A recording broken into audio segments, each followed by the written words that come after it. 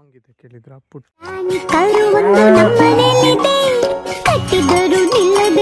ನಾನು ನಿಮ್ಮ ಮಾರ್ಕೆ ಕುಂದಾಪುರ ಇದೆಂತ ಫುಲ್ ತೋಟನೇ ತೋರಿಸ್ತಿದ್ದ ಅಂತ ಹೇಳ್ತಿದ್ರೆ.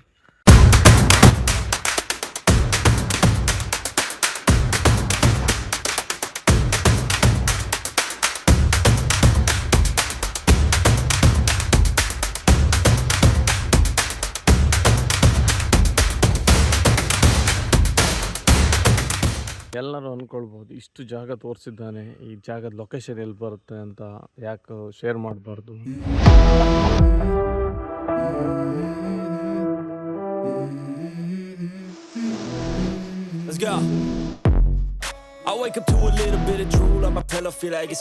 ಡೆವಲಪ್ಮೆಂಟ್ ಆದರೆ ಈಗ ಕಮ್ಮಿ ಆಗುತ್ತೆ ನಾಲ.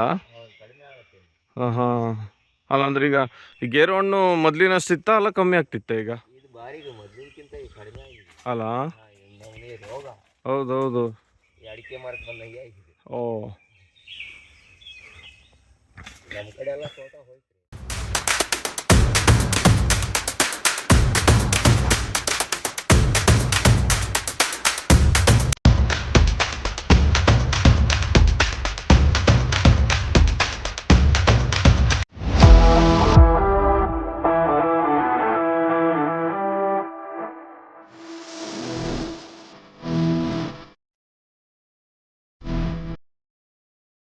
ನಿನ್ನೆ ಸಂಜೆನೂ ಬಂದಿದ್ದೆ, ಮತ್ತು ಇವತ್ತು ಬೆಳಿಗ್ಗೆ ಎತ್ಕೊಂಡು ಒಂದು ವಾಕಿಂಗ್ ಮಾಡುವ ಅಂತ ಹೇಳಿ ಬಂದೆ. ಪ್ಲೇಸ್ ಮಾತ್ರ ಸಾಕತ್ತಾಗಿದೆ. ಹೌದು, ನಾನೊಂದು ಇವತ್ತು ವಿಶೇಷ ತೋಟಕ್ಕೆ ಬಂದಿದ್ದೆ ಆಯಿತಾ.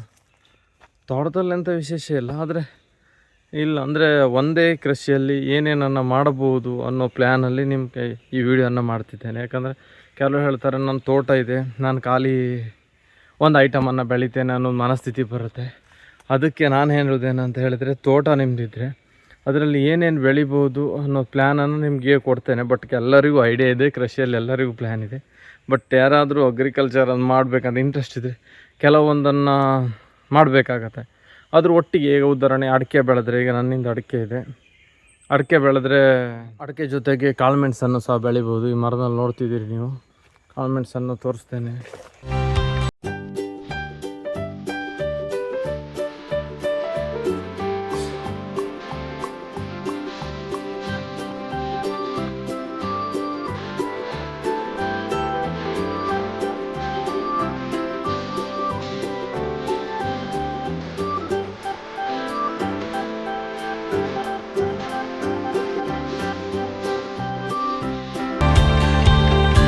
ಮಲೆನಾಡಲ್ಲಿ ನೀವೆಲ್ಲಾದರೂ ಟ್ರಿಪ್ಪಿಗೆ ಅಥವಾ ಯಾವ ಕಡೆನೋ ಬಂದರೆ ದಯವಿಟ್ಟು ಇಂಥ ಬಾರ್ಡರ್ ಕ್ರಾಸಿಂಗ್ ಬೇಲಿಗಳು ಹಾಕಿರ್ತಾರಲ್ಲ ಅದನ್ನು ಮುಟ್ಲಿಕ್ಕೆ ಹೋಗ್ಬಿಡಿ ಆಯಿತಾ.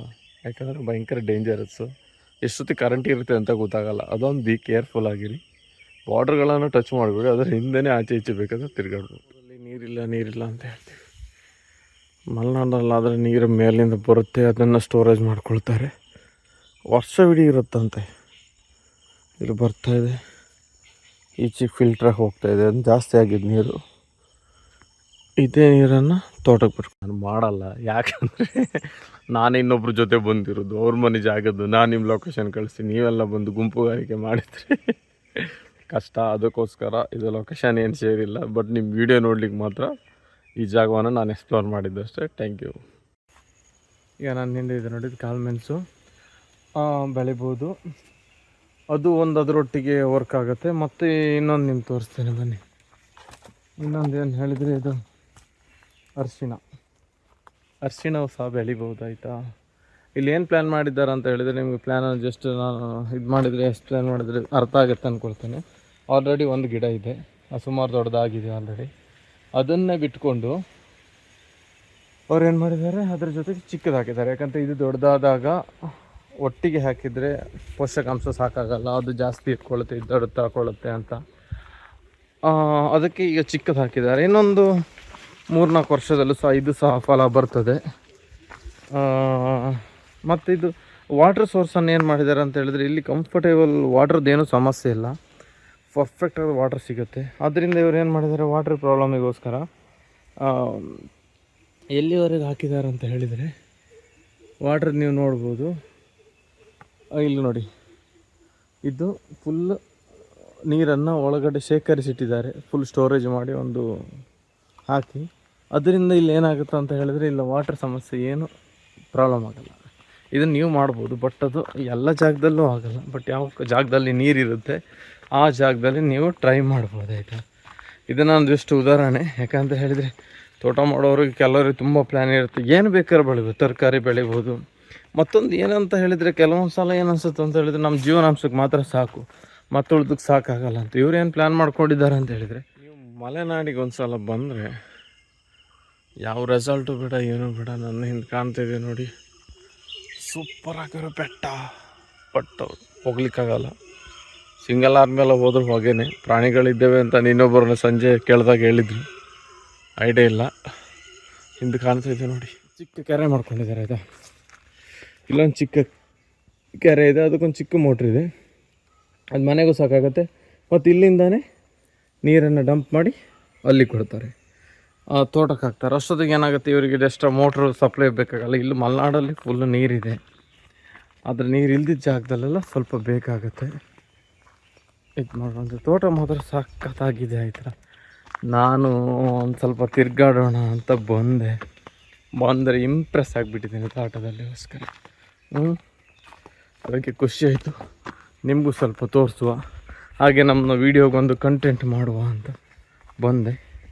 ಬಟ್ ಐಡಿಯಾ ಇಲ್ಲ, ಬಿ ಕೇರ್ಫುಲ್ ಆಗಿರ್ಬೇಕು. ಯಾಕಂತ ಹೇಳಿದರೆ ಮಲೆನಾಡು ತೋಟಗಳಲ್ಲೆಲ್ಲ ಏನೆಲ್ಲ ಇರ್ತವೆ, ಏನಾದರೂ ಕಚ್ಚಿದಾಗ ಫೀಲ್ ಆಗಬಾರ್ದು. ಓಕೆ, ಈ ಥರದಲ್ಲಿ ಪ್ಲ್ಯಾನ್ ಇದೆ. ಮತ್ತು ಇಲ್ಲೇನು ಮಾಡಿದ್ದಾರೆ ಅಂತ ಹೇಳಿದರೆ, ನನಗೆ ಹೇಳಿದರು ತೋಟಕ್ಕೆ ಹೋಗುವಾಗಲೇ, ಇದನ್ನು ನೋಡ್ಕೊಳ್ಳಿ, ಇಲ್ಲಿ ಕಾಣ್ತಾ ಇದೆಯಲ್ಲ ಸರಿಗೆ ಕಾಣುತ್ತಾ ನಿಮಗೆ, ಅದನ್ನು ಮುಟ್ಟಬೇಡ, ಅದರಲ್ಲಿ ಪವರ್ ಇದೆ ಅಂತ ಹೇಳಿದರು.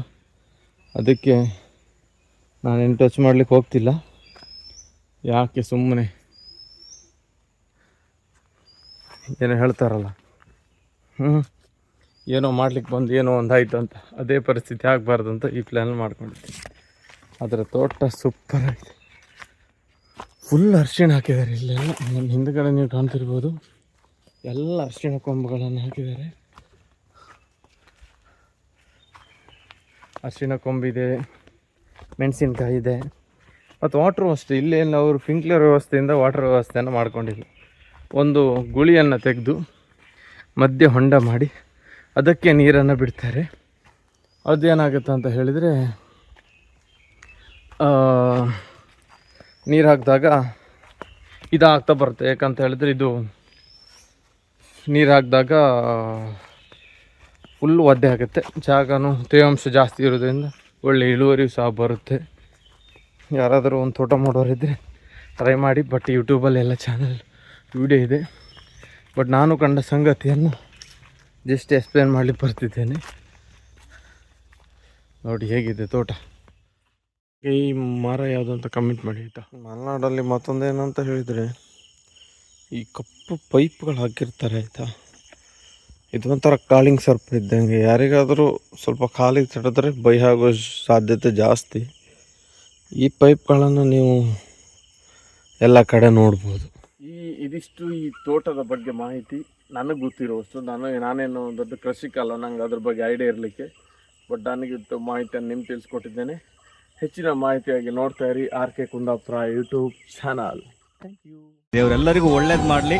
ಎಷ್ಟು ಒಳ್ಳೇದು ಮಾಡಲಿ ಅಂದರೆ ಇನ್ನೊಬ್ಬರ ಬಗ್ಗೆ ಕೆಟ್ಟದ ಆಲೋಚನೆ ಮಾಡಲಿಕ್ಕೆ ನಮ್ಗೆ ಯಾರಿಗೂ ಸಮಯ ಸಿಗದೆ ಇರಲಿ.